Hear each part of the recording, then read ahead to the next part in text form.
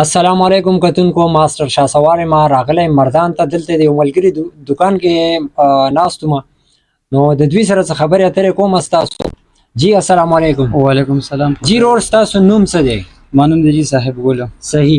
او د څومره وخت نه دا روزګار کوئ تاسو؟ تقریبا 2008 نه دا روزګار کوو. صحیح. حاجی. او د دې نه مخکې تاسو بل کوم برانچ وکړ؟ دا یو برانچ دی. جی دا یو برانچ دی زموږ. صحیح. د دې نه علاوه تاسو سره الکتریشن او چې کوم میکانیک دی هغه موجود دي که نه صرف سپیر پارټ خرڅوئ؟ جی میکانیک موږ سره موجود دي، ډیکوریشن کارم کو او سره سپیر پارټس کارم کو، ار ټو زد کار چې د موټر سایکل څخه د ټول کو. صحیح. او نمبر پلیټ هم جوړوي؟ نمبر پلیټ هم په نظر نمبر پلیټ هم جوړو، نور داسې ټانکو باندې ډیکوریشن کول، چینج کور پیسونو باندې انجن د ټول کوجی. صحیح. او ټانکي هم تاسو رنګ کوئ که نه صرف ډیزاینینګ؟ صرف ډیزاینینګ کو، رنګ نه کو، رنګ د رنګ سزا نه کار دی. د دې نه علاوه نور کوم تاسو کاری چې هغه زمونږ کتونکي وګوري چې تاسو خو له بیا راشي؟ جی مو خو انجن کار شو، وایرینګ کار شو، د موټر سایکل سونه ډیکوریشن ټول کار چې کوم دی دا ټول مونږ کوجی. صحیح. او زمونږ د کتونکو ته پیغام کوي ډېر پوری نو هغه د لپاره به کم د یو میسج ورکول غواړي؟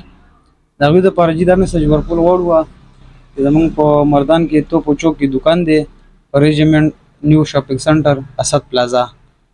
نو تاسو اني ټایم وزټ کولای شئ، راتلی شئ او هر ټایم راتلی شئ. تاسو په هول سیل ریټ باندې سامان ملاویږي، هر یو شی به اویلیبل وي، خو اوریجنل سامان به درکو جی. صحیح. او زمونږ د کتونکو ته خپل نمبر هم وښایئ چې هغوی بیا ستاسو سره رابطه کوي، ځکه چې هر سړی خو به زما په شان د بلد هم نه وي، نو چې کوم نابلده خلک چې په ټلیفون په رابطه باندې یا په لوکیشن باندې ستاسو دکان ته ځان رارسوي. زمونږ د موبایل نمبر دی جی 0313 5716 123. صحیح. او په دغه نمبر باندې واتس اپ هم چلیږي؟ په دې نمبر باندې زمونږ واتس اپ هم دی. صحیح. ګرانو کتونکو تاسو زما د دې خوږ ملګري خبرې واورېدلې، یقینا چې د دوی خبرې ډېرې زیاتې خوندورې او ډېرې ګټورې وي. ستاسو به د دوی دا خبرې خوښې شوي وي. زمونږ دا ویډیو ورسره لایک کړئ، که تاسو زمونږ په پیج او چینل باندې نوي یې نو زمونږ چینل ورسره سبسکرایب کړئ، او زمونږ د فیسبوک چې کومه پاڼه ده هغه ورسره لایک کړئ. او ما شاسوار له اجازت راکړئ. د لوی الله په امان.